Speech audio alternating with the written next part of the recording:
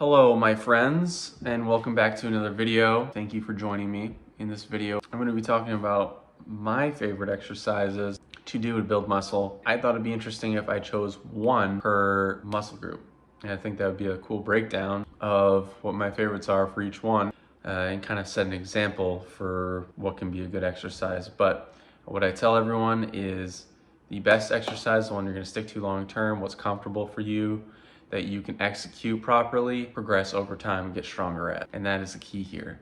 So remember that going forward, but now I'm gonna get started and talk about my first favorite exercise. My first favorite exercise, we'll start with chest, is the incline bench. I like regular bench, don't get me wrong. I just feel as if though incline offers like a better stretch for me. I just like the feeling of it.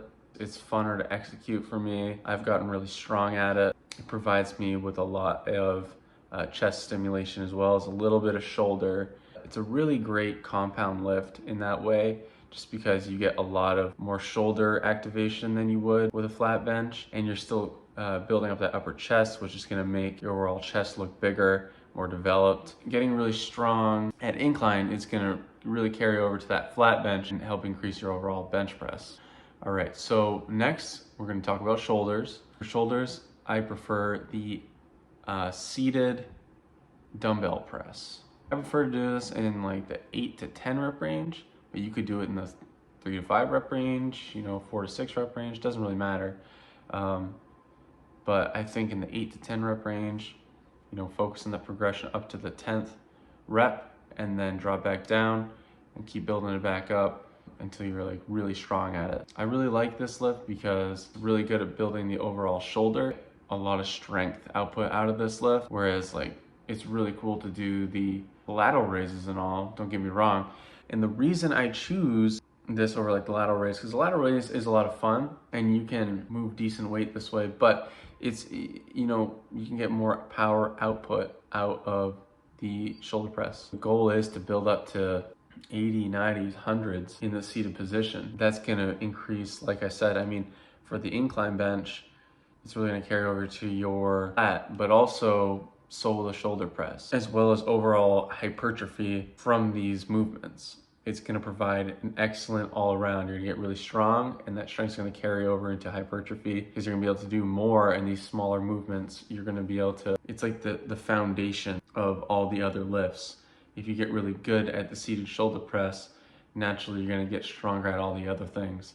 And that is ultimately the goal. Because if you get stronger, you'll be able to have overall volume and create more overall hypertrophy. That's why this is an excellent lift. All right, so moving on to biceps. For the biceps, I like to do hammer curls, and the reason is they're just a fun lift. I can move around the most amount of weight out of all bicep exercises.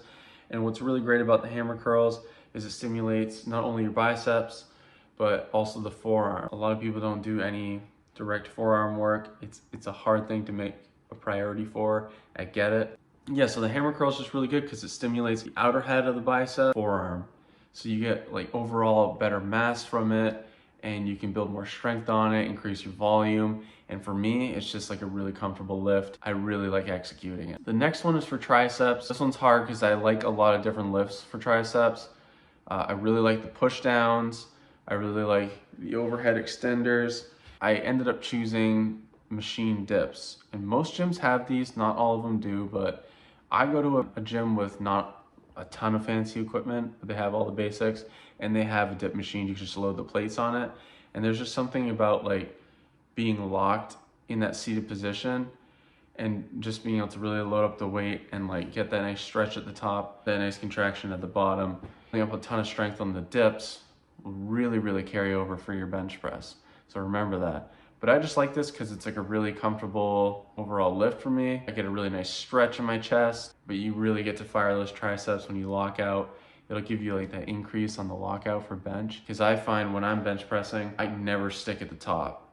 When I get close to the top, I can lock it out really easy. And I really think I owe that to getting really strong at the heavy dips. As a normal lift, like body weight plus like the weights, but also on the machine dips. So next is back. Back is also a really hard one to choose because I like so many different back exercises. It's one of my favorite days to do. Ended up choosing neutral grip pull down. Now, I felt like the regular lat pull down was too popular. I like the neutral grip just because I get a really nice stretch at the top, and then you can get a really nice transaction. Nice contraction at the bottom, and a nice squeeze in that middle back and the lower part of the lats. And with the neutral one, you can go like pretty heavy, so you really can load it up. Next to this, I would probably either choose the barbell row or weighted pull-ups. All three of those are my favorite, but I would say if you choose one, it would have to be the neutral grip pull down. I do that one every back day. It's my favorite one. I really look forward to it. I don't love the others as much, but that's definitely my favorite. And lastly, but not least, and of course I saved it for last, right, is the leg day. Now this is gonna sound extremely, extremely basic, but it's my favorite. So for legs, I choose squats. And why? Because you really just can't go wrong focusing on squats as a staple and getting strong at it over time. In the 8 to 10 rep range and in the 5 rep range, you just get an overall great leg pump and build a ton of mass in your legs. And that is like the staple of how I've built all my leg training. So all the other things you do for legs, like extensions or hamstring curls, hip thrusts, RDLs, anything like that, they're great. And I love all the other exercises, but I really think that focusing on either that or a leg press first is really key in a staple of the overall leg training. And I have never built as much strength and muscle from anything else in my legs than doing squats. I really feel like I owe most of my gains in my legs to that. All right, guys, so that is the end of this video. Thank you for watching. Remember, all these exercises are great and they are my personal favorites. You're welcome to have your own favorites and your own opinion on what works better for you, because we're all different. And I always tell people that you got to do what works for you. You got to do what you like. Because if I wasn't doing these and I was doing exercises I hated, I probably wouldn't be as dedicated to the gym and I would probably hate going. You got to choose what you like. And also remember that progressive overload is important. You can do all these all the time properly, but if you never add weight, if you never add reps, you never add that overall volume or that reason for your muscle to grow with these exercises over time, and you stay stagnant, you will not grow doing them.